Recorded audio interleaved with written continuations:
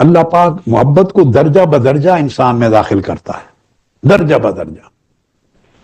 ایک محبت ہے آثاری جہاں سے ابتدا ہوتی، ایک محبت ہے افعالی، ایک محبت ہے صفاتی، ایک محبت ہے ذاتی۔ 4 درجے ہیں محبت کے۔ عشق یہ منزلیں طے کرتا ہے، محبت آثاری، محبت افعالی، محبت صفاتی، محبت ذاتی۔ جب محبت ہوتی ہے کسی سے تو اس کے آثار سے محبت ہوتی ہے، اس کے شہر سے محبت ہوتی ہے، اس کے محلوں اور گلی کوچوں سے محبت ہوتی ہے، اس کے پسند ناپسند کی چیزوں سے محبت ہوتی ہے، اس کے گھر سے، ماحول سے، عطا پتہ، استعمال کی چیزیں، بستر، چیزوں سے محبت ہوتی ہے، آثار سے۔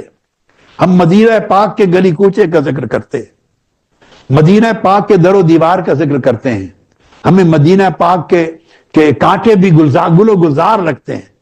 ہم کیوں ذکر کرتے ہیں؟ یہ محبت آثاری کے مظاہر ہیں۔ اس طرح اللہ والوں کو بھی محبت آثاری نصیب ہوتی ہے، جہاں جب وہ اللہ رب العزت سے محبت کرتے ہیں اور محبت آثاری میں ہوتے ہیں، ان کو لہلہاتے ہوئے سبز کھیتوں سے محبت ہوتی ہے کہ ان کھیتوں میں وہ مولا کے حسن کو دیکھتے ہیں۔ انہیں بہتے ہوئے دریاؤں سے محبت ہوتی ہے کہ ان دریاؤں کے بہاؤ میں اپنے مولا کی رحمت کا منظر دیکھتے ہیں۔ انہیں گرتی ہوئی آبشاروں سے محبت ہوتی ہے کہ ان آبشاروں کے ذریعے جو ایک خاص ترنگ آ رہا ہے وہ مولا کی رحمتوں کی اور اس کے حسن و جمال کو دیکھتے ہیں۔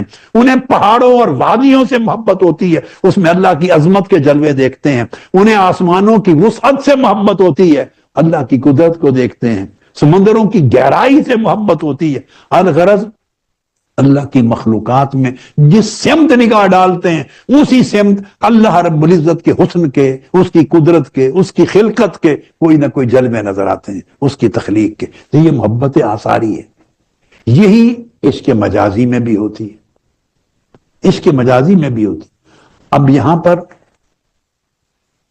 علامہ ابن الجوزی نے، امام ابن الجوزی نے بیان کیا ہے، یعنی مجنوں کے احوال میں المنتظم فی تاریخ الملوک والامم اپنی کتاب میں، اس میں وہ بیان کرتے ہیں کہ اس کا عالم یہ ہو گیا تھا کہ مجنوں کا جب ادھر سے مایوس ہو گیا تو کہیں سے مایوس، ہر طرف امیدیں لگی رہیں تو محبت مضبوط نہیں ہوتی۔ یہ بڑی خاص بات، ہر طرف امیدیں لگی رہیں، ہر طرف وصل کی امید رہے، ہر طرف خواہشیں چلتی رہیں تو یہ تفرق ہو جاتا ہے، اس کو شرک کہتے ہیں۔ محبت توحید کو چاہتی ہے،